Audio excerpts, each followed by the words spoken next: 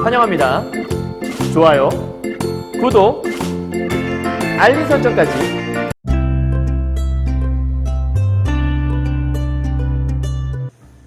안녕하세요. 경화여고 1학년 2023년 여름방학 고전문학 완전정보 강의를 들었던 학생 여러분, 그리고 전국에서 고전문학으로 혹시 공부하시는 학생 여러분 만나서 반갑습니다. 선생님은 세계 최강 국어쌤 조인수 선생님입니다. 오늘 선생님이 이제 강의를 준비한 거 정말 오랜만에 또 강의 찍는 것 같은데요. 이번 여름방학 때 사실 선생님이 그 여름방학 방과후 수업을 하면서 시조 중에서 연시조 중에 정말 중요한 오후가하고 도산 12고 강의가 있었는데, 그거를 이제 강의를 못 해주는 바람에 보충 강의를 찍어서 올려주겠다고 했는데, 선생님이 이제 방과후 끝나고 나서 계속 바빴어요. 네. 왜냐하면 선생님 그 방과후 수업 때 얘기했던 그 교과서 강의 찍는 것 때문에 원고를 계속 쓰느라고 이제 원고 이제 거의 다 쓰긴 했는데, 이제 그거 쓰느라고 거의 시간 못 내다가 오늘 이제 내일이 개학이니까 오늘 전날이라도 찍어서 오늘 올려야 여러분 이번 주 중으로 좀 볼 수 있으니까, 그래서 간단히 찍어 올리려고 했거든요. 간단한 작품이지만 시험에서 잘 나오기도 하고 중요한 작품이라 꼭 정리하시는 게 좋으니까 이번 기회에 오후가, 윤선도의 오후가, 그리고 이황의 도산12고 제대로 정리하시고 마무리하시면 좋을 것 같아요. 아마 방학 동안에 선생님 방과후 끝나고 열심히 분명히 고전문학 공부했을 거라 믿어요. 알겠죠? 자, 첫 번째 작품 보도록 할 건데요. 선생님이 얘기했지만 늘 이 인터넷 강의든 무엇이든지 간에 강의를 듣는 가장 중요한 목적은 들으면 실력이 는다 이게 아니라 듣고 나서 내가 혼자 작품을 읽어낼 수 있도록 기반을 마련하는, 그러니까 스스로 학습을 위한 기반을 다지는 시간이다. 이거 잊지 마시고, 들었다고 끝이 아니에요. 듣고 나서 여러분 문제도 풀어보시고 열심히 준비하셔야 된다는 거 잊지 마셨으면 좋겠습니다. 자, 오늘 이제 윤선도의 오후가인데요. 선생님이 윤선도라는 사람 얘기해줬죠? 방과후 들었던 친구들은 기억하고 있을 것이고, 혹시 다른 학교 친구들도 이 강의를 듣고 있다면 각자 학교 선생님에게 윤선도에 대한 걸 많이 들었을 거예요. 윤선도는 자연을 정말 너무나 미친듯이 사랑했던 자연 예찬론자. 그런데 그럴 수밖에 없었던 가장 큰 이유가 뭐냐면 또 하나의 별명인 프로귀양러라고 하는, 그러니까 워낙 귀향을 많이 갔던 사람인 거예요. 어릴 때부터 워낙 천재적인 두각을 드러내다 보니까 입 바른 소리도 또 많이 하기도 했고, 그래서 이제 주변에 있는 어떤 그 신하들이 이제 모함을 많이 하고, 이제 모함 받아서 또 귀향을 하도 자주 가다 보니까 귀향 가는 건 보통 이제 자연 속으로 가게 되거든요. 그래서 자연 속에서 있다 보니 자연이 너무 좋은 거예요. 괜찮은 것 같다. 자연 너무 좋다. 이제 그러다 보니까 자연 속의 삶을 노래하게 되고, 자연 속의 삶은 정치권에 있을 때보다 스트레스도 적고, 그러니까 너무너무 좋다는 생각이 들었던 거죠. 그래서 결국은 쓰다 보니까 자연이 너무 좋다는 시를 많이 쓰게 되었다. 다만 본인의 의지로 간 게 아니기 때문에 항상 이런 자연을 예찬하다가도 그 중간중간에 혹은 마지막 부분에 마지막 마무리는 늘 임금님 그래도 보고 싶어요. 잘 지내시죠? 이런 얘기들이 많이 있었다는 거 기억하시면 좋을 것 같고요. 지금 선생님 귀에 매미 소리가 엄청 들리는데 저쪽에 창문을 열어놔서 지금 막 여기 이제 경화여고 학생들은 알겠지만 우리 학교 뒤쪽이 이제 산이라서 엄청나게 자연과 함께 지금 제가 윤선도가 된 것 같은 그런 느낌을, 뒤엔 산이 있고 앞에 뭐 강은 없지만 어쨌든 그런 약간 느낌, 자연 속의 느낌을 좀 받고 있네요. 자, 오늘 첫 번째 보게 될 작품은 이제 오후가라는 작품인데 제목에서 이미 모든 게 끝났어요. 다섯 오에다가 벗 우자거든요. 그래서 5명의 벗에 대한 이야기인데, 윤선도가 내가 얘기했지만 자연을 좋아하는 사람이 얘기했잖아요. 그러다 보니까 이 5명의 벗도 어쩌면 자연과 관계된 사람이 아닐까, 이걸 추측해 볼 수 있겠고, 총 1년, 2년, 3년, 4년, 5년, 6년으로 되는데, 선생님 5명의 벗인데 왜 6개의 연이 있죠? 첫 번째 연은 전체를 소개하는 글이기 때문에 그래요. 대부분의 이러한 시들의 특징은 뭐냐면 항상 처음에 전체적인 맥락을 잡아주고 그 다음에 세부적으로 하나씩 잡아가게 되거든요. 이 시도 마찬가지니까 같이 보도록 할게요. 자, 내 벗이 몇이나 하니 수석과 송죽이라 동산에 달 오르니 더욱 반갑고야 라고 돼 있어요. 그럼 두어라 이 5바퀴 또 더하야 달이. 고전 시가니까 좀 약간 내용이 읽기 어렵게 돼 있는 것 같은데 사실은 어렵지 않다라고 말씀드리고 있죠. 그래서 첫 번째 하나씩 볼게요. 일단 내 버디. 자, 고전 시간은 이어 적기가 돼 있다고 얘기했잖아요. 그러니까 요거는 요걸 이제 끊어 적으면 내 벗이 몇이나 하니 이런 뜻이겠죠. 그러면 벗은 저 디귿 받침 있지만 가장 비슷한 발음 불러오면 내 벗, 내 친구 이런 뜻이겠죠. 그래서 나의 친구가 몇이냐면 이런 뜻이에요. 내 친구가 몇이냐 하면 수석 송죽이다. 그러면 수는 물 숫자겠고 석은 돌 석자겠죠. 송은 알죠? 정말 중요하다 했던 매송국죽. 선생님한테 겨울방학 강의 들었던 친구들은 다들 기억하고 있을 거예요. 자, 송이라고 하는 건 소나무죠. 죽이라고 하는 건 대나무죠. 선생님이 꼭 기억하라 했던 거, 죽이라는 단어 대신에 대가 나올 수도 있다. 송이라는 단어 대신에 솔이 나올 수도 있다. 그러면 송, 솔, 대, 죽 이런 거 나오게 되면 선생님이 매송국죽 요 네 개를 묶어서 전부 다 뭐와 뭐의 상징? 자, 1학년 학생들 들었던 친구들 얘기할 수 있어야 돼요. 뭐죠? 지조와 그렇죠. 절개의 상징이라고 얘기할 수 있어야 됩니다. 자, 하나, 둘, 셋, 네 개 나왔네요. 하나가 모자라죠? 자, 동산의 달 오른 여기 있네요. 달까지. 그래서 아하, 수, 석, 송, 주, 달 이 5개 기 더욱 반갑고요. 그러면 시가 조금 독특하게 되는데 요 4개 하고서 마지막에 요 4개가 나의 친구야. 근데 이 4개 말고 또 한 더 있거든? 동산에 달이 뜨니까 야 더욱 반갑네? 이런 얘기했어요. 그러면 사실 요 4개보다 얘가 더욱 반갑다는 얘기도 볼 수 있죠. 자, 물론 이제 의미상 내 벗이 몇이냐면 수석 송죽이야. 그리고 달이 오르니까 야 더욱더욱 반갑다. 그래서 5개가 다 반갑다는 뜻으로 볼 수도 있겠지만 굳이 따로 썼다라는 거는 이 4개가 반가운데 그 외에 달이 오르니까 더욱 반가운데 그러면 가장 반가운 건 아마도 달일 수 있어요. 이 달이 가장 중요한 소재일 수도 있다는 얘기죠. 자, 왜냐하면 미리 좀 팁을 드리자면 달은 하늘에 떠있는 유일무이한 존재잖아요. 그러니까 달은 어찌 보면 누군가를 떠오르게 할 수 있어요.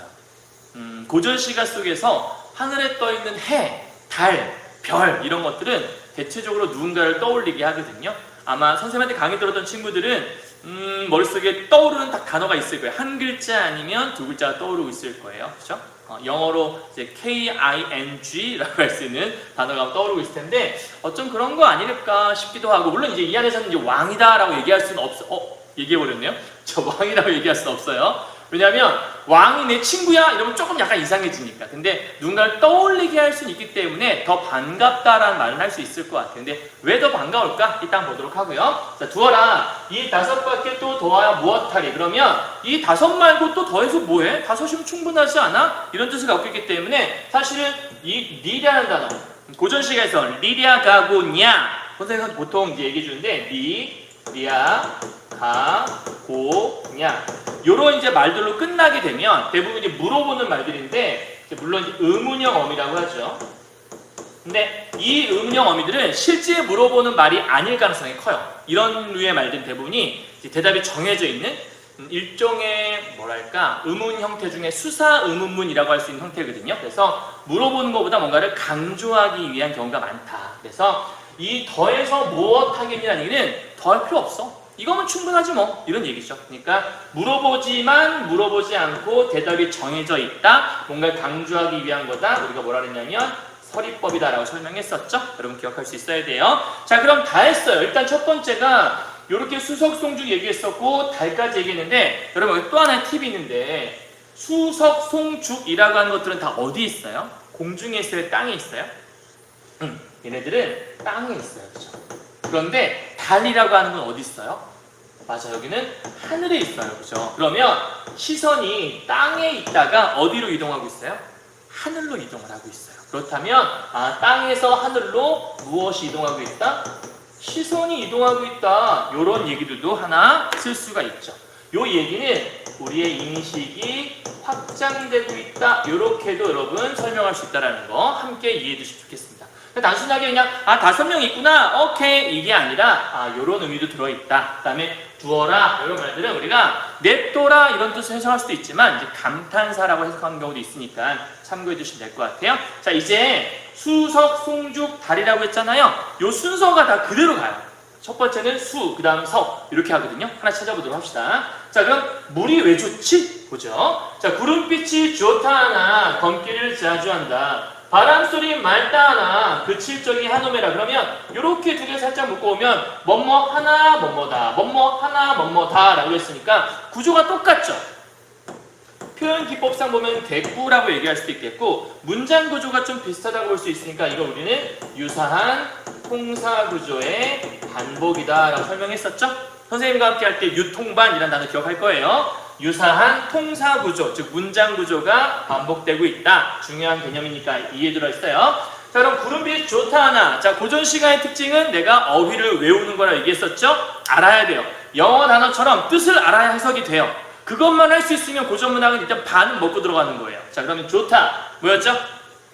좋아요, like 이런 의미가 아니라고 얘기했죠. 저때 좋다는 clean, 깨끗하다의 의미. 그래서 구름빛이 깨끗하다고 하지만 검기를 자주 하네. 그러니까 구름이 처음 봤을 때 와 깨끗하다 인 줄 알았더니 금방 까매진다는 거잖아요. 근데 이 구름은 변해요, 안 변해요? 변하죠. 얘는 가변성이 있는 존재가 바로 구름이구나. 그 다음 바람소리엔 맑다하나. 바람이 이제 맑은 바람이 분다라 얘기할 수 있잖아요. 그런데 그칠 적이 바람이 쭉 불 줄 알았더니 금방 바람이 그치는 거예요.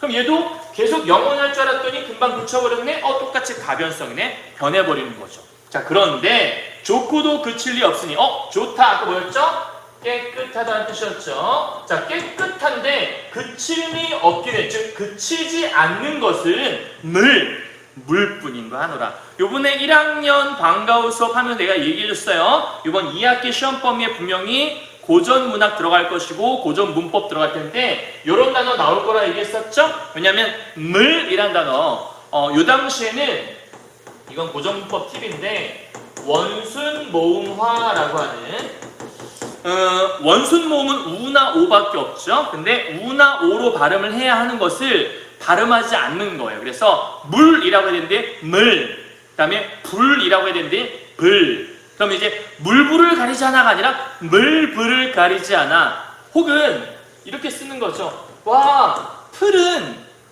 뭐야? 이거는 원순 모음화 시켜서 풀 이렇게 생각하면 된다라는 거. 그래서 중세국어의 특징은 현대국어에 있는 것들이 없는 경우가 많았다. 선생님이 강의 때 얘기했었으니까 이번 2학기 준비하면서 꼭 기억하고 계셔야 됩니다. 이해하셨죠?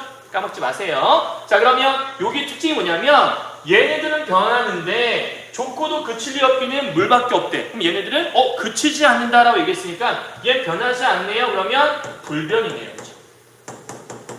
그렇다면 여기 있는 얘네들과 여기는 서로 뭐가 되는 거죠? 이렇게 해서 대조가 된다라고 볼 수 있겠다. 그죠? 가변, 불변. 오케이. 그러면 반대. 이렇게 생각할 수 있겠네요. 이해하셨죠? 그러면 이제 여기 있는 이수의 특징은 뭐냐? 물의 특징을 얘기하는 건데 물의 뭐다? 물의 불변. 그러니까 변하지 않는 모습. 이게 중요하다. 그럼 물의 변하지 않는 모습은 또 뭐라 얘기할 수 있을까? 우리가 일반적으로 이제 4대 부대의 특징은 왕에 대한 지조와 절개 이런 거 연결했잖아요. 따라서 얘네들은 나중에 분명히 뭐 변하지 않는 지조와 절개 이런 쪽으로 연결할 수 있을 거라는 거 기억하면 되고요. 그 다음에 뭐뭐라, 뭐뭐하노라 이런 거 있죠? 이런 것도 우리가 감탄을 뜻하는 영탄형어미다라는 걸 쓸 수 있으니까 함께 알아두시면 좋을 것 같아요. 이해하셨죠? 자, 그럼 여기서 얘기 다 했고요. 하나 좀 더 체크하자면 대조도 얘기했고 대꾸도 얘기했으니까 시험에 이런 걸 나올 수 있다는 거 기억하셔야 됩니다. 자, 세 번째 갑시다. 고증 무슨 일로라 되어 있네요. 자, 고증이라고 되어 있는데 사실은 현대에서는 잘 없는 말 중에 하나인데 그냥 발음을 좀 해보면 강하게 발음해보면 뭔지 알 수 있어요. 자, 곧이라고 하면 우리가 장미곧이라고 하거든요. 뭘까요? 고증. 요거는 꽃이죠, 꽃. 그래서 약간 요즘에 그 나나카라고 하는 그 개그맨이 흉내낸 그 캐릭터가 뭐 고춧가루를 날려 뭐 이렇게 보통 발음을 하잖아요. 그래서 보통 이제 꽃가 뭐냐면 이제 꽃을 얘기한다. 꽃. 그래서 고즌이라는 말은 뭐다? 꽃이다. 자, 그런데 이 꽃은 무슨 일로 피었다가 쉬디고. 자, 디고가 뭐라 그랬죠? 선생님이 이제 항상 고전문학 할 때만 얘기하는 거 두음 법칙이 일어나는 두음 법칙이래. 국외음화가 일어나지 않는 것들이 많았다. 그래서 디귿과 이가 결합하면 보통 지읒으로 발음 많이 하잖아요. 여러분 기억나시죠? 디귿이 이를 만나면 디귿을 지읒으로 바꿔서 해석해라. 고전문학은. 그러면 지고가 되겠네요. 그럼 꽃은 무슨 일로 피었다가 바로 진대요. 피었다가 져버렸으니까 또 금방 뭐 했죠? 변해버린 거잖아요. 그럼 이때 꽃도 당연히 무슨 성이겠어요? 얘는 가변성이죠. 변해버리니까. 그 다음 풀! 아까 얘기했죠? 풀이에요. 자, 풀은 어이하여 푸르는 닷, 눈날 자, 요런 닷이란 글자 끝에 오게 되면 뭐뭐 하는 듯, 뭐뭐처럼 이렇게 해석하시면 되는데 가운데 왔을 경우에는 이렇게 해석하시면 좀 쉬워요. 뭐뭐 하자마자 라고 해석하라고 그랬죠? 오케이. 자, 어휘는 외워라 말씀드렸어요. 그럼 풀은 어이하여 푸르자마자 노래지니, 그럼 푸른 줄 알았더니 금방 노래졌다? 또 마찬가지로 뭐 해버렸다? 변해버렸다 이런 뜻이겠죠? 그래서 꽃과 풀은 둘 다 변하는 가변성을 지닌 존재들. 아, 그러면 얘도 마찬가지인데 꽃은 무슨 일로 이랬다 이러고 풀은 어이하여 이렇다 이러니 이러면 얘네들도 마찬가지로 아, 됐구네 이렇게 볼 수 있겠다. 그죠? 자, 근데 변하는데 아마도 변티 않는 것은 바회뿐이다. 자, 우리 아까 수석 송죽이었잖아요. 자, 물은 하나 끝냈고 석이니까 그 석을 여기선 돌, 바위. 아, 이게 석이구나. 이렇게 얘기할 수 있겠죠? 그런데 변티 않는다 했으니 얘는 아하 불변. 그럼 아까 똑같이 여기와 여기 서로 뭐가 된다? 대조. 이렇게 문제 출제할 수 있겠네요. 이해하셨죠? 어렵지 않아요. 다음 세 번째요. 여기 갈게요. 더우면 곧 피고. 이거 아까 했던 거네. 곧이 뭐라고요? 꽃. 더우면 꽃이 피고 추우면 잎이 지거늘. 그럼 덥다와 춥다가 돼 있으니까 다시 보세요. 더우면 추우면 꽃이 잎이 피고 지고. 그럼 얘랑 얘는 서로 구조가 비슷하기 때문에 대꾸라고 할 수 있어요. 자, 그런데 더우면 추우면이니까 서로 뭐도 될 수 있어요? 대조도 될 수 있어요. 그러니까 고전 시간은 한 줄 안에서 이미 대조와 대꾸가 함께 갈 수 있다는 거 중요한 포인트죠. 그래서 꽃이 피고 잎이 지는데 그러면 더우면 이렇고 추우면 이렇다. 나무 하나로 보면 나무에서 꽃이 폈다가 영원히 있는 게 아니고요. 꽃이 폈어. 더울 땐. 근데 추우면 또 이파리가 져버려. 그러니까 뭔가 폈다 졌다 폈다 졌다 한다는 거잖아요. 그럼 이것도 마찬가지로 뭔가 좀 변하는 그런 모습이 있는 거잖아요. 하나의 그 나무나 혹은 하나의 식물 안에서. 그런데 소라 너는 어디 는 소리를 모르냐. 그럼 보세요. 솔은 아까 우리가 뭐였죠? 솔 기억해야 돼요, 여러분. 솔이 뭐죠? 아까 우리 앞에서 수석 송죽 따라할 때 내가 송 대신에 뭐가 나올 수 있다 얘기했죠? 솔. 그죠? 여기는 솔, 요 단어죠. 소나무. 그러면 소라, 즉 소나무야 너는 어디 는 소리를 모르나다라고 있어요. 여러분 또 하나 포인트. 고전 시간 속에서 너인데 소라 너는, 그래서 너가 누구예요? 소나무죠? 그럼 사람이 아닌 존재에게 너는 이라고 얘기했다라는 건 그 너, 내 말을 알아듣는다 생각을 하고 말을 건네고 있는 거예요. 그렇기 때문에 이 너는 우리가 뭐 한 거다? 의인화한 거다라고 얘기할 수 있겠고, 자, 이렇게 너는이라고 했으니까 이 부분은 내가 너한테 말을 건네고 있다라고 한다면 이 부분은 말을 건네는 어투를 사용하고 있구나 이렇게도 얘기할 수 있다는 거죠. 그래서 소나무야 너는 어찌 눈소리를 모르니? 라고 얘기했어요.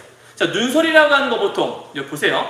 고전 시가 속에서 사실은 현대시 속에서 하나의 소재가 다양한 의미를 지닐 수 있는데요. 고전 시가에서는 거의 이미지가 좀 이렇게 하나로 픽스된 경우가 많아요.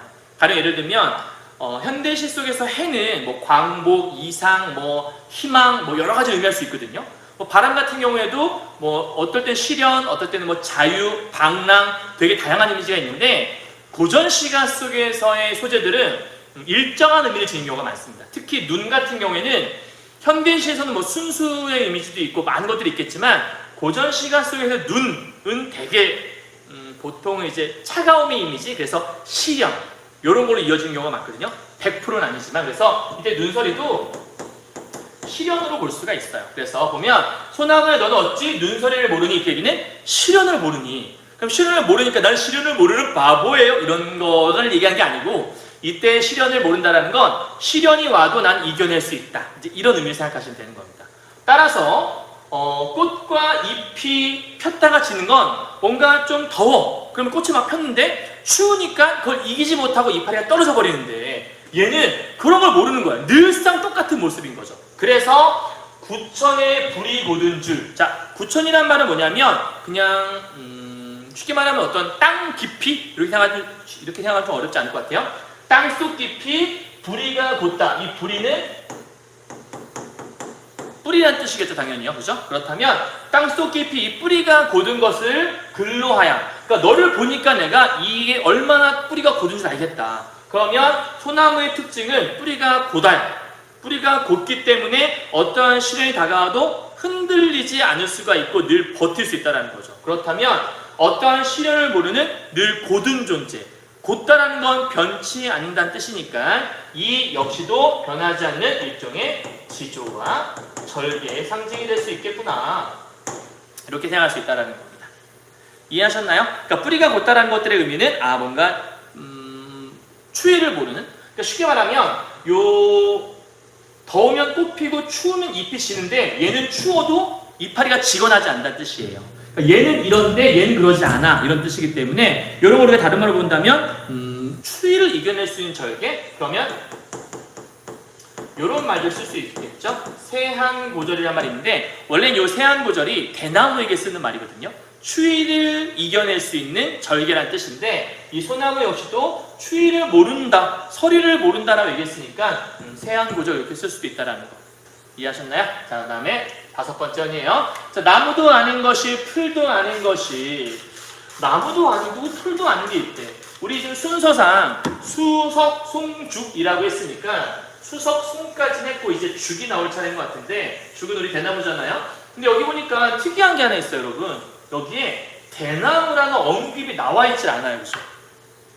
아무리 읽어봐도 대, 죽 이런 게 없어요. 그냥 나무도 아닌 것이 풀도 아닌 것이. 그럼 나무도 아니고 풀도 아닌 개가 뭘까? 아마도 대나무겠지.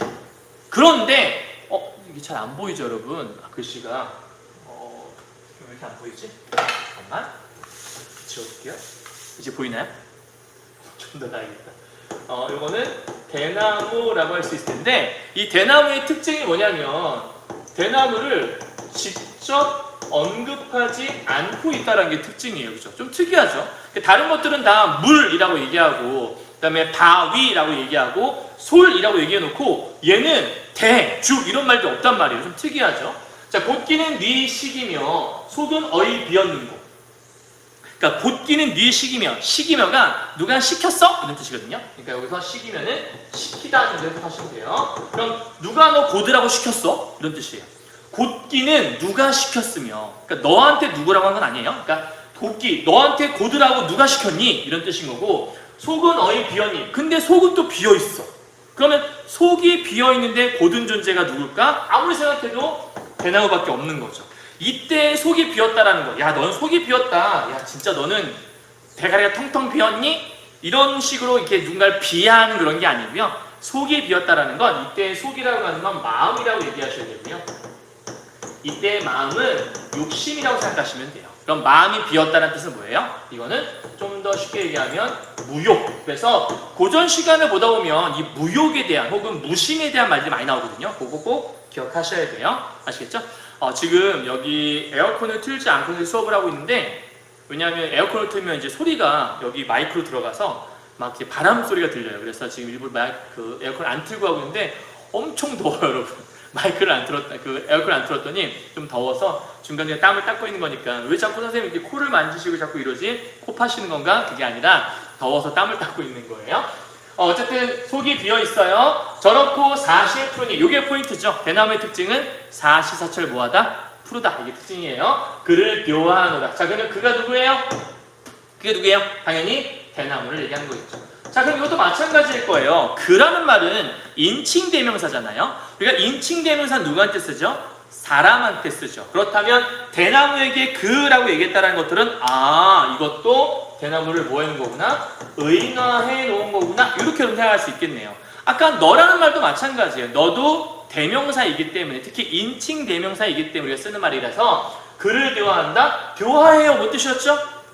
좋아해요 이런 뜻이었죠. 이 묘화가 좋아. 아까의 좋아는 깨끗해 이런 뜻이었으니까. 그래서 내가 대나무를 좋아하는 이유가 뭐야? 늘 푸르니까. 그러면 늘 푸르다는 얘기는 변하지 않는다라는 뜻이겠죠. 자, 그렇다면 여러분 보세요. 현재 우리 4개를 봤는데 수석, 송주 이 4가지의 특징들은 싹 다 동일해요. 전부 다 다른 것들은 변하는데 얘네들은 변하지 않네 라는 뜻이었으니까 내 특징은 변하지 않는다가 특징이죠. 그럼 변하지 않는다는 게 특징이라는 건 무슨 얘기죠? 변하지 않는 지주와 절개의 상징이다. 이렇게 볼 수 있을 거예요. 그러면 왜 지주와 절개를 자꾸 얘기했을까? 요선도는 끊임없이 왕에 대한 그런 마음들, 임금에 대한 나의 춤을 표현하고 싶었던 그런 사대부였기 때문에 그런 마음을 이런 자연물을 통해서 말하고 싶었던 게 아닐까. 이제 마지막이에요. 작은 것이 높이 떠서 만물을 다 비추니, 우리 마지막은 달 남았는데 여기도 마찬가지로 그 달도 달이란 이름을 딱 언급하진 않아요. 그런데 작은 것이 높이 떠서 모든 걸 다 비친다? 그럼 이때 당연히 얘는 달이겠죠. 그렇죠? 그리고 밤중에 광명, 밝은 빛이잖아. 그게 뭐겠어요? 그게 달이겠죠. 그죠? 그러니까 간접적으로 그냥 광명이다, 작은 것이다 설명하는데 걔한테 너만한이 또 있겠니? 그러면 너가 누구예요? 달이겠죠. 그러면 우리 앞에 되겠던 의인화가 또 한번 써있네요. 그죠? 자, 달을 너만한 애가 또 있냐라는 얘기는 얘만한애는 없다는 얘기예요. 그러면 지금 현재 5개 중에서 얘만한 애가 없다는 얘기는 얘는 유일무이한 거죠. 단독이에요. 왜 그런 건데? 밑에 보죠. 보고도 말 아니하니 내 벗인가 하노라. 자, 나의 벗인, 나의 친구인 이유가 뭐예요? 보고도 말을 하지 않아요. 그러면 얘는 굉장히 과묵하면서 믿을 수 있는 존재가 바로 여기 있는 달이라는 거죠. 왜요? 일반적으로 선비라고 하면 떠벌 하는 사람들은 선비라고 할 수 없겠죠. 그러니까 선비의 특징들은 과묵하고 믿을 수 있고 지주와 절개를 가진 사람이어야 할 거예요. 그래서 이것들을 우리가 선비의 어떤 성품 같은 걸 얘기하는 게 바로 이 과묵함. 그러면 수석 송죽의 특징은 지주와 절개였다면 얘는 특별하게 더 믿을 수 있어. 왜? 얘는 모든 걸 다 보고 있음에도 불구하고 누구에게도 말을 하지 않는 믿을 만한 친구거든요. 그래서 이 달을 가장 좋아하는 가장 큰 이유는 뭐다? 믿을 만하다. 선비의 성품을 가지고 있는 아주 과묵한 친구라는 것들을 마지막에 강조하겠다라고 보시면 될 것 같습니다. 그리고 어쨌든 내 벗이다라고 얘기했으니 결국은 이 안에서 수석, 송죽, 달은 싹 다 의인화된 거라고 우리가 볼 수 있을 거예요. 자, 그럼 정리 한번 해보도록 할까요? 이 작품의 특징입니다. 자, 주제는요, 당연히 오후의 덕을 예찬한 거라고 볼 수 있겠죠? 5명의 덕의 덕성을 예찬한 거라고 볼 수 있을 거예요. 그리고 이 안에 들어있는 많은 것들, 뭐 대주도 있어요, 대꾸도 있어요, 서리도 있어요. 아이고, 되게 많은 것들이 들어있는데 영탄도 아까 뭐뭐한 노라 이런 거 있었으니까 있다고 볼 수 있겠네요. 그 다음에 사물의 인격을 부여한다는 게 무슨 말이냐면 의인화한 것들을 우리는 다른 말로 사물의 인격을 부여했다고 설명하기 때문에 같은 말로 보시면 돼요. 그 다음에 대상의 속성을 근거로 해서 예찬의 근거 삼고 있다. 무슨 얘기냐면 대나무는 진짜 속이 비어있고 그 다음에 늘 고든 존재거든요. 소나무는 늘 푸른 존재거든요. 그렇기 때문에 당연히 걔의 특성을 설명한 것 뿐인데 그 특성을 설명하다 보니까 좋은 점을 예찬하게 된 거니까 그의 속성을 갖고 예찬의 근거 삼고 있다. 이게 특징이란 것만 잘 기억하시면 되겠습니다. 자, 이제 우리 문제 풀어보도록 하죠. 지금 현재 작품은요, 아마 페이지가 56페이지였을 거고요. 자, 다음 문제 한번 풀어봅시다. 1번, 윗글에 대한 설명이에요. 오후가의 특징, 계절의 흐름에 따라 계절을 얘기한 건 없었죠. 봄, 여름, 가을, 겨울이 없었으니까. 2번, 단어적인 표현이다. 단어가 맞으려면 너밖에 나의 친구가 없다. 근데 사실은 또 있지롱! 뭐 이런 얘기거든요. 그런 얘기는 아니죠. 다음 3번이요. 의문형 문장을 사용해서 화제 생각 강조. 의문형 문장이라는 게 뭐죠, 여러분? 선생님 아까부터 계속 얘기하고 있던 그 서리법 얘기하는 거죠. 그러면 3번은 그럴 수 있겠다. 그죠? 근데 답은 아마 3번. 4번 음성상징어. 음성상징어는 뭐 퐁당퐁당 아니면 뭐 쩔쩔 뭐 이렇게 보통 음성상징어를 쉽게 찾으려면 2번 반복되는 말 찾으시면 돼요. 뭐 줄줄, 질질, 엉금엉금 이런 식으로. 근데 없었죠. 특히 경쾌한 분위기는 절대 될 수가 없죠. 이 시는 경쾌함을 표현하려고 했던 게 아닙니까? 5번째, 가정적 상황을 통해서 부정적, 요 안에는 대상의 긍정적 속성이 있잖아요. 물론 가정도 없긴 하지만, 그죠? 됐죠? 2번 문제 합시다. 윗글을 보기를 자료로 해서 한 수업인데 1수, 전체 소개한 거 2에서 5수니까 수석, 송, 죽 얘기한 것 같아요. 여기는 달 얘기한 것 같죠, 그죠? 자, 1번 가는, 즉 전체 소개한 것은 나와 나의 등장한 대상을 미리 언급했다는 점에서 시상전개 단에서, 그렇죠? 여기서 모든 걸 미리 언급했죠. 수석, 송죽, 달 있어! 라고 전체적으로 얘기했으니까 1번은 오케이. 다음 2번이요. 나, 얘는 다와 달리 모든 수에서 대상의 명칭을 직접적으로 여기 보니까 아까 우리 물도 있었고 바회도 있었고 송도 있었고 솔 있었고, 근데 문제가 뭐냐면 얘와 달리인데 여기는 달이란 말 없었죠. 그러니까 얘와 달리 맞는 것 같아. 근데 문제가 뭐냐면 이 모든이란 말 때문에 여기 오수에 대나무에 아까 직접 언급 안 했다 했잖아요. 대나무라고 안 써 있었잖아. 그러니까 모든 수라는 말은 적절하지 않겠다. 그렇죠? 그러니까 답은 아마 2번이 될 수 있을 거예요. 3번 다는 나와 달리 화자와 수직적인 위치. 그렇죠? 달은 위에 있으니까. 나머지는 다 나랑 똑같이 땅에 있으니까. 수직. 4번 나와 다는 동일한 의미로 수를 마무리해서 리듬감 자아니까 다 전부 다 뭐뭐한 노라로 끝나 있을걸요? 그러니까 맞는 말. 5번째 나와 다는 다와 달리 대상의 특징을 구체적으로. 그쵸? 얘에 의해서 대상을 구체적으로 풀었고 얘는 전반적인 설명이니까 틀리면 아니겠네요. 그죠? 됐죠? 자, 마지막 3번이에요.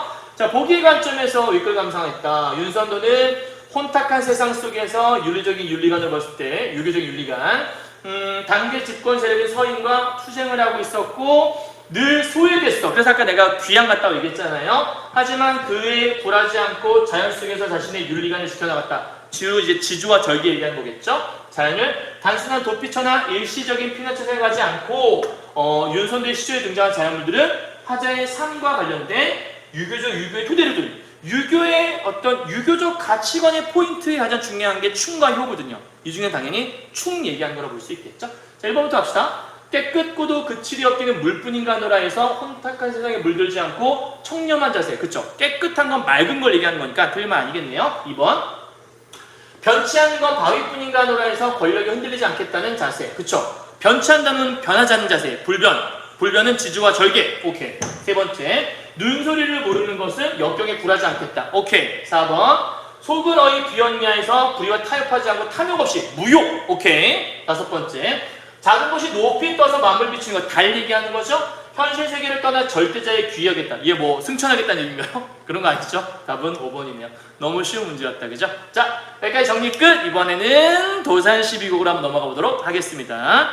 자, 도산 12곡은 페이지가 어디냐면 59페이지가 되는 것 같아요. 이황의 도산 12곡인데요. 여러분 이황 선생님 하면 되게 유명하잖아요. 여러분이 알고 있는 그 1,000원짜리 지폐에 계시는 퇴계 이황 선생님이시고 율곡 이이라고 하는 5,000원짜리 지폐에 계시는 이 선생님의 스승이라고 볼 수 있는 아주 유명한 사람. 그래서 여러분 기억할 거 이황이 나오면 기본적으로 학문에 대한 것들을 논하게 되어 있거든요. 근데 제목이 도산 12곡이에요. 그죠? 여러분 중요한 포인트가 있어요. 도산 12곡이니까 최소 12개의 연이 들어있는데 사실 도산 12곡에 1에서 6 우리가 곡이라고 할게요. 12곡이니까 7에서 12곡 이렇게 구분할 수 있는데 1에서 6곡은 우리가 뭐라고 하냐면 일반적으로 언지라고 해요. 정확히 얘기하면 여기를 우리가 전육수라고 하고 여기를 후육수라고 하는데 곡이니까 곡으로 바꿀까요? 여기를 전육곡 그다음에 후육곡이라고 하는데 앞에 있는 전6곡의 특징은 뭐냐면 전부 다 자연 얘기를 하고 있고요. 뒤에 있는 6곡 얘기는 학문에 대한 이야기를 하고 있어요.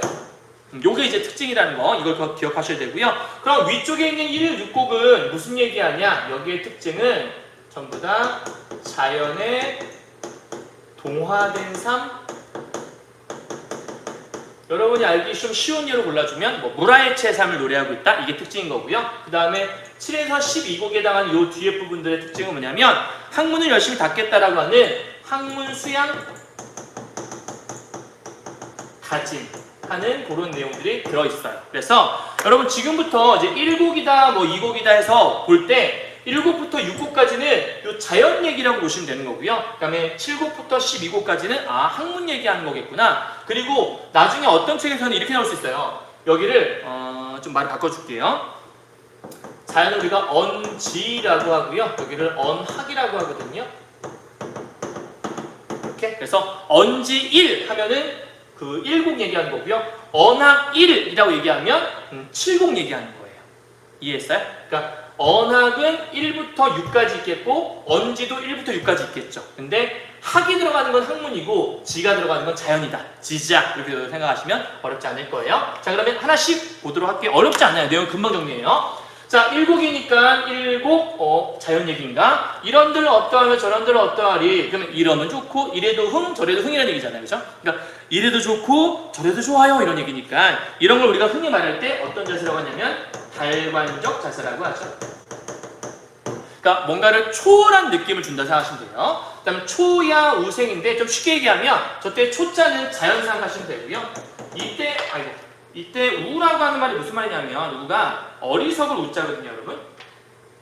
이게 자연이고요. 그 다음에 이 우가 어리석다라는 뜻이에요. 자, 그런데 초야우생의 정확한 뜻은 뭐냐면 자연에 살고 있어서 어리석은 사람이란 뜻이야. 근데 진짜 바보라고 생각하면 이황은 1,000원짜리 지폐 들어간 사람이라고 했잖아요. 어마어마한 대학자란 말이에요. 근데 그런 대학자가 어리석다. 야, 대학자는 바보야. 그럼 우리는 뭐야? 이황이 바보면 우리는 바보예요. 그죠? 어마어마한 바보 천치죠. 우리는 학문, 지식이 없어야 돼요. 그 정도면. 그죠? 어마어마한 거거든요. 그러니까 이게 진짜 바보다! 이런 뜻이 아니라 자신을 뭐하는 표현? 약간 낮추는 겸손의 표현이라고 보셔야 돼요. 그래서 초야오생, 남들이 보기에 내가 어리석어 보일 거다. 그래서 이렇게 나는 어리석은 사람의 삶이 이렇다 어떠하려. 야, 이렇게 살면 어떠니? 난 어리석은 사람인데 이런 뜻이야. 그러면 난 어리석은 사람인데 이렇게 살면 어때? 라는 얘기는 나는 지금의 삶이 좋다는 얘기잖아요. 결국은 이 두 줄에서 말하고 싶은 건 내가 그만큼 뭘 좋아한다는 얘기냐면 자연을 사랑하는 삶을 살고 있다. 이런 뜻으로 여러분 보시면 크게 어렵지 않겠네요. 그죠? 자연을 사랑하는 삶. 이렇게 보시면 어렵지 않을 것 같아요. 됐죠? 자, 근데 이제 중요한 건 하물며 천석고항. 자, 요거 내가 외워들어 얘기했죠. 관동별곡, 어려운 작품 이번에 함께 배웠는데 선생님하고 관동별곡 첫 번째 줄 강호의 병이 깊어 중림에 누웠더니 할 때 그 강호의 병이 깊었다. 즉 자연을 사랑해서 병이 생겼다.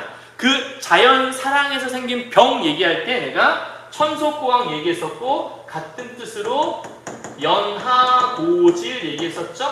자, 연하는 안개와 노을 얘기했었어요. 천석고항 할 때 내천자의 돌석자. 그럼 천석도 자연을 얘기하게 되고 연하도 자연 얘기하겠죠. 고황이라는 병, 고질병 얘기하는 거죠. 따라서 천석고항은 자연을 사랑해서 생긴 병이란 뜻이니까 이건 그냥 말 그대로 정말 자연 사랑해요.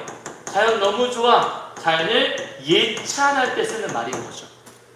그렇다면 천석고항을 고텨 모슴하려. 그러면 고텨, 원래 고텨는 다시란 뜻인데 여기서 그냥 고쳤다, 수리하다 혹은 뭐 치료하다 정도 해석하셔도 될 것 같아요. 이러한 병을 고쳐서 뭐 하겠어? 이런 뜻이죠.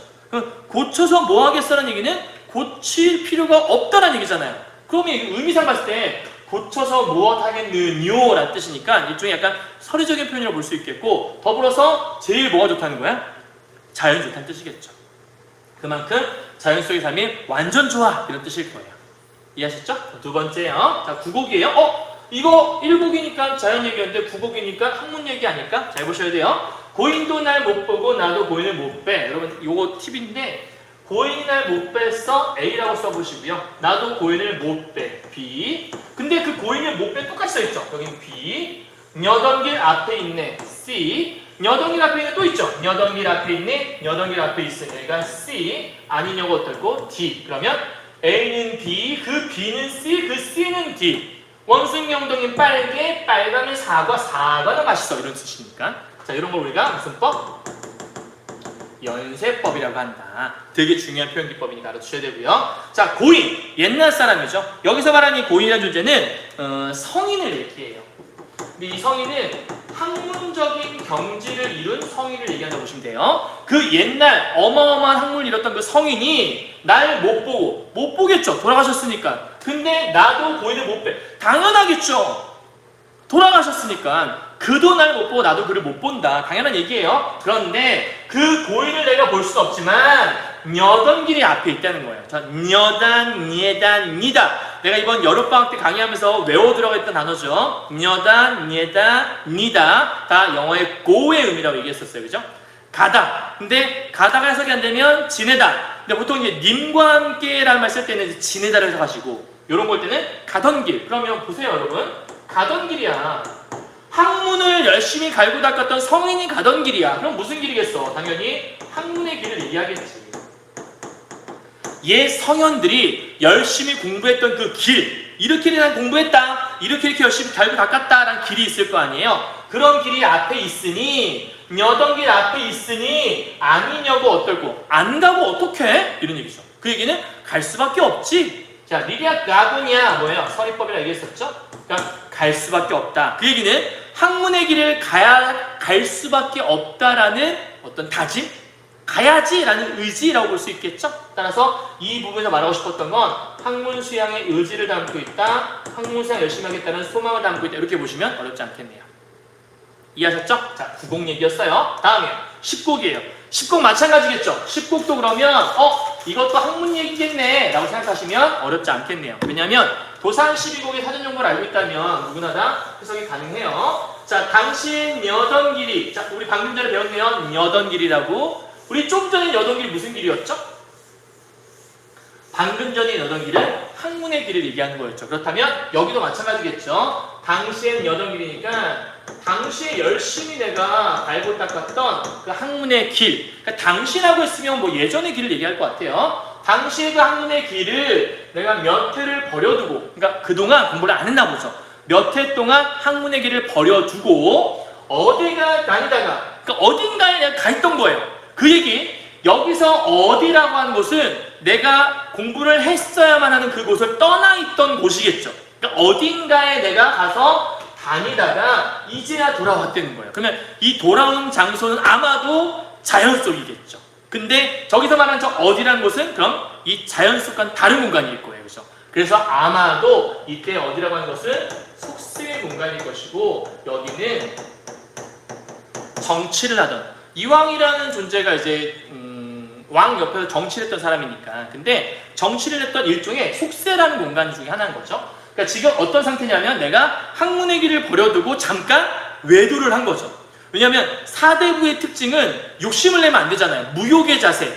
그럼 권력을 탐하면 안 되는 거잖아요. 그럼 열심히 자연 속에서 그냥 열심히 공부하고 이게 본래의 사명이었는데 이거를 그만두고 잠깐 속세에 가서 정치를 했던 거죠. 올바르지 않은 길이었던 거죠. 그래서 이제나마 돌아왔어. 이제야 돌아왔으니 년대. 이거는 여다는 딴 데란 뜻이에요. 여러분 잘 보셔야 돼요. 여다는 그러니까 여다는 가다란 뜻인데 이때 년이란 거는 딴 혹은 다른이란 뜻이에요. 그러면 년놈이란 뜻은 다른 놈, 딴 놈이란 뜻이거든요. 그럼 딴 데, 딴 곳, 다른 곳 거기에 마삼 마로리 내 마음을 마삼을 두지 않겠어 이런 뜻이야. 그럼 이런 얘기 어떤 얘기야? 내가 학문의 길을 잠깐 버려뒀어. 왜 그랬지? 속세에 가서 있다가 이제 돌아왔네. 다행히 이제나마 돌아왔으니까 이제는 딴 데다가 마음 두지 말아야지 이런 뜻이야. 그럼 이때 여러분 딴 데는 어디겠어요? 이 딴 데는 당연히 여기겠죠? 이 어디를 얘기하는 거겠죠. 그죠? 그러니까 같은 곳이에요. 그러니까 저 두 개를 서로 반대로 생각하면 절대 안 되는 거겠죠. 자, 그러면 19개 특징은 뭐죠? 야, 내가 원래는 열심히 공부했어야 돼, 자연 속에서. 그런데 잠깐 여기를 버려두고 내가 외도를 했었네. 다시는 그 길을 가지 말아야지 라고 다짐하는, 학문 수양을 다짐하는 시다 이렇게 생각하시면 어렵지 않겠네요. 다음 11곡이요. 청산은 어찌하여 만고에 푸르며 유수는 어찌하여 주야에 그치지 아니하는고. 그러면 청산, 푸른 산이죠. 요거 푸른 산 기억나시죠? 푸른 산은 어찌하여 만고에 푸르며, 늘 푸르며, 유수, 물이잖아요. 흐르는 물은 어찌하여 주야에, 주야는 밤낮이라는 뜻이니까 밤낮으로 그치지. 기억나죠? 긋다, 닛다 외워두라고 내가 어휘에서 배웠어요. 닛다, 긋다. 닛다는 있다, 이어지다. 긋다는 끊어지다. 끊어지지 아니하는 거. 그 얘기는 특징 비슷하죠? 청산은 어째서 늘 푸르고 물은 어째서 그치지 않니? 그러니까 둘 다 그치지 않고 변하지 않다는 뜻이잖아. 백분해요, 그죠? 근데 우리도 그치지 마라. 자, 여러분 이거 잘 해석해야 돼요. 우리도 그치지 마라! 야, 그치지 마! 이런 뜻이에요. 여기서는 명령형 어미를 해석하면 안 되고요. 끊어서 말아 이렇게 해석하셔야 돼요. 그러면 우리도 그치지 말아서 만고 상청 늘 푸르자 이런 뜻이에요. 그럼 해석하자면 야, 우리도 늘 푸르자. 난 파란색이 될 거야 뭐 이런 뜻이야? 난 스머프가 꿈이야 뭐 이런 뜻인가? 그런 뜻은 아니겠죠, 그죠? 이때 푸르다는 뜻은 뭐겠어요? 여러분 이게 11곡이잖아. 이 푸르자는 일단은 이 시만으로 보면 자연처럼 살겠다 이런 뜻이에요. 그런데 이때 자연처럼은 이 자연이 뭐야? 늘 푸르고 그치지 않잖아. 그러면 이 특징은 뭐 하지 않겠다는 거야? 변하지 않겠다라는 거야. 그러니까 자연처럼 살겠다, 만고상청하자는 나도 변하지 않아야지 이런 뜻이에요. 그러니까 자연을 보면서 나도 자연처럼 변하지 않는 존재가 될 거야. 근데 11곡이니까 11곡은 학문의 자세를 얘기했잖아. 그러니까 이거를 전제로 깐다면 뭐가 변하지 않겠다는 거냐면 학문 수양에 대한 의지를 변하지 않고 늘 열심히 학문을 닦으며 살겠어라고 하는 학문 수양의 의지를 다짐하는 시라고 봐야 되는 거예요. 알겠죠? 그러니까 이 시 자체로 보면 나도 자연처럼 변하지 않겠어. 그래서 자연 얘기하는 것처럼 써있지만 요 안에 숨은 의미는 이런 게 들어있다는 거죠. 이해했죠? 자, 12곡 중에 선생님 4개만 정리했거든요. 왜냐면 좀 이따가 문제에서 또 나머지 정리해줄게요. 자, 일단 요거만 딱 봅시다. 자, 핵심 정리해요. 주제가 뭐냐라고 물어보신다면 자연 친화적인 삶 그리고 학문 수양을 다짐하고 있다라고 볼 수 있는데 이때 자연 친화적인 삶을 좀 전에 얘기했던 언지 부분을 얘기할 수 있겠죠? 그 다음에 뒤에 있는 학문 수양을 다짐한 부분은 언학에 대한 부분이다라고 여러분 얘기하시면 어렵지 않겠네요. 그죠? 아까 선생님 같이 얘기했었어요. 그래서 이 시는 자연과 학문에 대한 얘기를 두 개를 다 담고 있다는 거 꼭 기억하셔야 되고요. 그 다음 설의 아까 얘기했네요. 연쇄 얘기했었고 개구도 얘기했고 대유. 자, 대유는 뭐가 있냐면 앞쪽에서 이런 거 있었어요, 여러분. 청산과 유수는 진짜 산과 물만 얘기하는 것은 아니거든요. 그러니까 산과 물은 변하지 않는다. 야, 근데 산과 물은 안 변하는데 바위는 변하더라? 이런 얘기를 하는 게 아니라 저 두 개는 자연을 대표하고 있는 존재들인 거죠. 그러니까 청산과 유수는 한마디로 뭘 대표한다? 자연을 대표한다. 일부분 갖고 전체 자연 대표했으니까 뭐다? 대유법이다라고 설명할 수 있는 거예요. 자, 아까 얘기했던 전 6곡 언지 자연의 동화된 삶 이건 다 얘기했던 거니까 넘어가 되겠죠? 자, 이제 문제 가봅시다. 자, 문제 속에도 있는데요. 여러분 책에서 아마 이 페이지가 60페이지가 되는 것 같아요. 자, 60페이지 가보시면 그 문제 선생님이 방금 봤던 거 외에 다른 부분도 있거든요. 그러니까 요거는 우리 봤던 거니까 언지 1은 1곡이었으니까 넘어가고요. 자, 언지 2. 언지 2는 2곡인데 요거 언지 자연 얘기라고 볼 수 있겠죠? 자, 연하로 집을 삼고 풍월로 거들 삼아. 자, 풍월이니까 바람과 달이고요. 연하는 아까 안개와 노을이라고 얘기했었죠? 그렇다면 안개와 노을, 바람과 달 전부 다 뭐 상징하죠? 자연 상징하죠. 근데 이걸로 집을 삼고 이걸로 벗을 삼았다? 그 얘기는 내가 어디 속에 둘러싸여 있다? 자연 속에 둘러싸여 있다. 그죠? 그 다음 태평성대의 병으로 늙어가며 요때의 병이 뭐겠어요 그러면? 이거 연하, 고질, 천석, 고왕 얘기하는 거겠죠. 그죠? 이렇게 늙어가되 이 중에 바라는 이는 허물이나 없고자. 그러니까 내가 바라는 건 딴 거 없다. 그냥 허물만 없으면 되는 거 아니야? 이런 뜻이죠. 왜? 자연 속에 있다 보니까 그냥 허물만 없으면 이거면 충분해. 그러니까 아까 얘기했던 그 욕심 없는 삶이 아마 이 이수. 왜 이렇게 욕심 없는 거지? 자연 속에 있다 보니까 그런 얘기하고 있는 거예요. 어렵지 않았죠? 다음 갈게요. 언제 3이에요. 또 자연 얘기겠죠?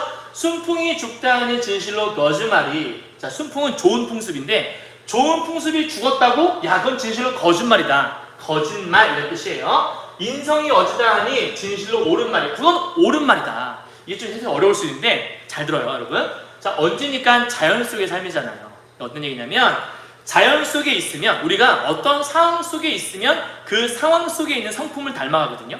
그러니까 자연 속에 있으면 깨끗할 수 있고 깨끗하다는 건 욕심이 없는 것일 거고 그럼 자연 속에 있으면 욕심 없고 깨끗한 삶을 살겠네요. 그러니까 순풍이 죽었다. 흔히 이제 어떤 사람이 이렇게 얘기한 거예요. 야, 좋은 풍습은 이제 다 죽었어. 이제 이 세상은 다 타락해갖고 좋은 풍습 같은 건 없어 라고 했는데 그것은 거짓말이라는 거죠. 왜? 아직 그런 풍습이 죽지 않았거든. 왜? 자연 속에 있으면 그런 풍습이 생길 수밖에 없거든. 자연 속에 있으면 그런 풍습은 아직 살아있는 거거든. 그 얘기를 하고 싶었던 거예요. 이해했나요? 그리고 인성이 어질다 했어. 왜? 자연 속에 있으니까 인성이 어질 수 있어. 인성, 조인성. 네. 어쨌든 그죠? 아, 이번에 밀수라는 영화를 봤는데 거기 조인성이 나오더라고요. 선생님과 공통점이 있었어요. 선생님과 공통점이 조인성, 조인수. 그냥 이것만으로도 그냥 행복했던. 어쨌든요. 자, 그래서 인성이 어질 수 있는 이유는 자연 속에 있기 때문에. 그러니까 이거는 그럴 수 있다. 옳다. 그럼 그 얘기 뭐죠? 아직 자연 속에서 살면 좋은 풍습도 있을 수 있으니 그런 풍습이 없다는 말은 거짓말이야. 그런 헛소문 퍼뜨리지 마. 인성이 어질다라는 거 그건 맞아. 맞는 말이야. 그래서 천하의 허다 영재를 속여 말씀할까. 영재는 똑똑한 사람들이야. 현자 얘기하는 건데 그런 사연들을 속여 말씀할까? 어떻게 속일 수 있어? 이런 뜻이에요. 그러니까 속일 수 없다는 뜻이겠죠. 그 얘기는 무슨 얘기죠? 자연 속에 있으면 당연히 좋은 풍습이 살아있을 수밖에 없는데 어떤 사람들이 거짓 소문을 퍼뜨리고 있는 거지. 이제 좋은 풍습은 다 죽었어. 하지만 허다한 영재들이 그런 거에 속을 것 같니? 안 속지. 이런 얘기 하는 거야. 결국은 언제 사면서 얘기하고 싶었던 건 자연 속에 있으니 이런 것들을 이겨낼 수 있다.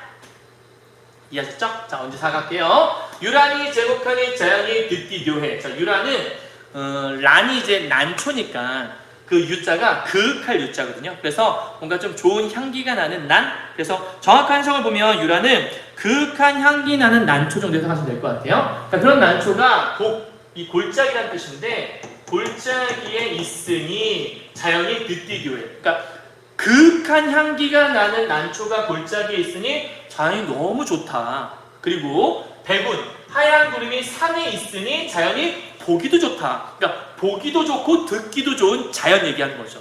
그래서 이 중에 피미 1인, 요 밑에 나와 있을 거예요. 아마 왕이라고 나와 있을 거거든요. 임금을 더욱 잊지 못해. 무슨 얘기죠? 자연 속이 너무 좋은데 자연 속에 있다 하더라도 내가 누구를 잊지 못한다? 왕을 잊지 않고 살고 있다. 이런 얘기를 아마 하고 싶었던 것 같아요. 결국은 왕이 보고 싶다는 얘기니까 연군지정 얘기하는 거겠네요. 보수가죠? 산전에 유대하고 대하에 유수로다. 그러면 산전, 산 앞에 뭔가 대가 있다. 이때의 대는 뭐 약간 좀 전망대 같은 거 생각해도 되고요. 사람이 이제 머물 수 있는 그런 대를 생각하시면 돼요. 어쨌든 산 앞에 대가 있고 대하, 그 대 앞에 유수, 물이 있구나. 그러니까 연세법 느껴지죠. 산전에 유대하고 그 유대하에 유수로다. 이렇게도 볼 수 있을 것 같고 어디에 뭐뭐하고 어디에 뭐뭐하는 거니까 앞뒤가 서로 대꾸다 이렇게 표현할 수 있겠네요. 그 다음 물이 있는데 때만한 갈매기가 오면 가면 그 물 위에 갈매기가 왔다 갔다 하고 있다는 얘기예요. 보통 이게 갈매기는 우리가 한자어로 백구라고 설명하는데 이런 갈매기 나오게 되면 대체적으로 갈매기와 함께 놀며 물아일체 삶을 노래하는 경우가 많거든요. 자, 근데 어떻다 교교백구, 교교백구가 뭐냐면 뜻이 현자의 흰 망아지라는 뜻인데 여기서는 현자, 쉽게 말하면 그냥 올바른 사대부라고 생각하면 될 것 같아요. 근데 그 사대부들이 멀리 마음을 한다는 얘기는 멀리 마음을 둔다라는 뜻이에요. 그럼 이게 무슨 해석이지? 해석을 잘해야 돼요. 산 앞에 대가 있고 그 대 아래 물이 있다. 즉 자연의 풍경을 묘사하고 그 앞에 갈매기가 왔다 갔다 하고 있는데 그럼 그 갈매기와 함께 놀면서 자연을 즐기면 되잖아요. 그런데 왜 어찌해서 이 현자들은 멀리 마음을 둔다. 즉 자연의 마음을 두지 않고 저 속세의 마음을 두고 있니 이런 뜻이야. 이때 멀리라고 하는 건 아마도 속세의 마음을 두고 있니라고 얘기하는 포인트라고 보시면 어렵지 않겠네요. 이렇게 자연이 좋은데 놀 수 있는 갈매기와 물과 자연이 이렇게 벌려져 있는데 너는 왜 딴 데만 보고 있어? 라고 하는, 그러니까 다른 데에 한눈 파는 사대부를 비판하는 이야기라고 보시면 될 것 같아요. 즉 자연을 멀리하려는 현실을 비판하고 있다. 이렇게 생각하시면 어렵지 않겠네요. 이해하셨나요? 여기까지? 자, 다 됐죠? 이제 문제 한번 풀어볼까요? 다 했으니까. 자, 윗글의 표현형 특징으로 적절하지 않은 것은 무엇입니까? 되겠네요. 1번 음성상징어를 사용해서 생동감을 부여하고 있다. 음성상징어 여기 있었나요, 여러분? 뭐 댕댕, 뭐 아니면 뭐 찡찡 이런 게 있었나요? 보이지 않았죠? 답은 아마 1번인 것 같네요. 음보 규칙적으로, 여러분 시조는 기본적으로 4음보. 당연히 맞는 거 아니에요? 3번 서류적 표현. 아까 서류적 표현 어디 있었죠? 일단 첫 번째 주 1년에 있었죠? 고쳐서 무사마료. 고쳐서 뭐 하겠어? 고칠 필요 없지. 이런 얘기였으니까 오케이. 다음 4번 유사한 통사구조. 대꾸법이잖아. 아까 우리 있었죠? 5번 감각적 이미지. 뭐 있게요? 감각적 이미지 하는 대표적인 것들은 색깔이에요. 여러분 색깔. 그럼 색깔, 시각 얘기하는 건데 아까 아까 뭐 있었지? 백운, 백구 이런 단어 있잖아요. 백은 흰 백자니까 하얀색. 되죠? 그죠? 네, 답은 1번이에요. 2번 가봅시다. 위클레드 설명이에요. 1번 대상을 원망한다. 자연 속에 있으니까 좋다는 얘기잖아. 원망보다는 아까 비판 정도는 있겠네요. 그죠? 자연 멀리한 존재에 대해서. 2번 자연에 동화되어 사는 화자의 삶. 1부터 5수까지는 우리가 언지라고 했고 언지는 자연 얘기니까 와 답은 당연히 2번밖에 없겠다. 그죠? 3번 자신의 삶을 반성한다. 내 삶을 반성한 게 아니라 저 4대부들을 비판하고 있는 거고. 4번째 부정적 대상에 대한, 그건 나왔어요. 자연을 멀리한 존재니까. 근데 대결해보자. 결투다. 없었죠. 5번 내면의 갈등을 얘기하지 않았으니까. 그죠? 마지막 3번입니다. 도산 12곡은 성리학적 이치를 깨닫는 데 힘써야 하는 한편 학문통에, 그러니까 학문통에 마땅히 현실 정치를 담당해야 될 생각을 했었던 이황의 생각이 강조되고 있대요. 이게 아까 아마 언학에 대한 부분 얘기하는 것 같은데, 스스로 성숙하지 않아서 벼슬살이에서 다른 신하들의 배반을 사고 있다고 생각했었고, 여기 아까 첫 번째 1년에 초야오생이란 말 있었잖아요. 나는 바보 같다, 어리석다, 이런 얘기가 여기 때문에 있는 것 같아요. 그 다음에 이황은 자신이 어리석은 이라고, 이거 맞죠? 아까 초야오생. 자신은 임금 곁에 머물 수 없다는 자식 사직의 영을 내세운 반면 임금은 이황과 같은 어진 이를 가까이 두지 않을 수 없으니까 계속 말렸던 거죠. 그런 내용이 들어있다. 자, 이것 통해서 봅시다. 1번부터 초야오생은 스스로 어리석은 이로 여겼던 작가이시. 그쵸? 자기 스스로 자기를 바보라 생각했으니까. 오케이. 2번 허물이나 없고자. 그 허물이나 없자라는 것들은 어진이가 되는 것이 당면 과제라 여겼던 작가의 바람. 그게 아까 1수에 나왔던 요거잖아요. 어디였지? 뭐였나? 1수에서 여기 있다. 허물이나 없고자라는 여기 2수에 나왔던 얘기. 거기니까 맞는 말을 볼 수 있겠네요. 그죠? 가자. 2번 맞고 3번 언지삼의 허다 형제를 속여 말씀할까 해서는 성리학적 이치를 왜곡하는 이들에 대한 작가의 비판적이시. 그쵸? 성리학적 이치에 따르면 여전히 풍습은 좋게 남아있고 아직은 괜찮은데 이걸 속이려고 하는 나쁜 놈들이 있다는 얘기니까. 4번 피미일인 임금 얘기를 했으니까 충정 맞겠죠. 5번이요. 어떻다 요교 매꾸는 멀리 마음하는 거. 아까 사대부 비판하는 거였죠? 자연 떠나서 멀리 마음 두는 존재. 자신을 비난했던 다른 신하들의 작가의 원망. 아까 원망 아니라고 분명히 얘기했어요. 그죠? 답은 5번이라고 볼 수 있겠네요. 됐죠? 자, 이렇게 정리 끝. 다 했어요. 자, 오늘 정리 이제 다 했고요. 선생님이랑 지금 거의 약간 1시간, 한 50분 정도 그냥? 50분 정도 강의한 것 같은데 짧게 강의할 수 있었는데 최대한 여러분 좀 자세하게 풀어 설명해드렸어요. 왜냐면 언제 이 작품을 볼지 모르니까. 그래서 오우가하고 도산 12곡은 적어도 이 강의를 들으면 적어도 놓치는 건 없을 정도로 여러분 강의해드린 거거든요. 그래서 최대한 자세하게 풀어드렸으니까 오우가의 내용 핵심, 자연을 좋아했던 윤선도의 마음과 그 안에 들어있는 이제 자연을 향한 어떤 윤선도의 마음가짐, 그런 거 꼭 기억하시고요. 수석, 송죽, 달, 이 5가지는 그냥 머릿속에 담아두시면 좋을 것 같다는 생각이 들어요. 그리고 도산 12곡의 포인트는 요 12개 기억나시죠? 그래서 6개 쪼갤 수 있는 건데 앞에는 자연 얘기, 뒤에는 학문 얘기다. 이거 잊지 마시고 이황이 자신을 어떻게 표현하고 싶었는지. 근데 2개 보다 보니까 좀 비슷한 면이 많이 있죠. 아무래도 자연 얘기하다 보니까 그런 게 들어있다 볼 수 있을 것 같아요. 자, 도산 12곡 5가 헷갈리지 마시고 앞으로 시험 문제 풀 때마다 이 강의 들으시면서 완벽하게 맞출 수 있는 여러분이었으면 좋겠다는 생각이 듭니다. 2학기 고전문화 반드시 하나도 틀리지 마시고 다 맞춘 여러분이 되었으면 좋겠습니다. 여러분 고생하셨고요. 다음 시간에 다른 강의로 뵙도록 하죠. 여러분 그러면 수고하셨습니다. 여러분 안녕.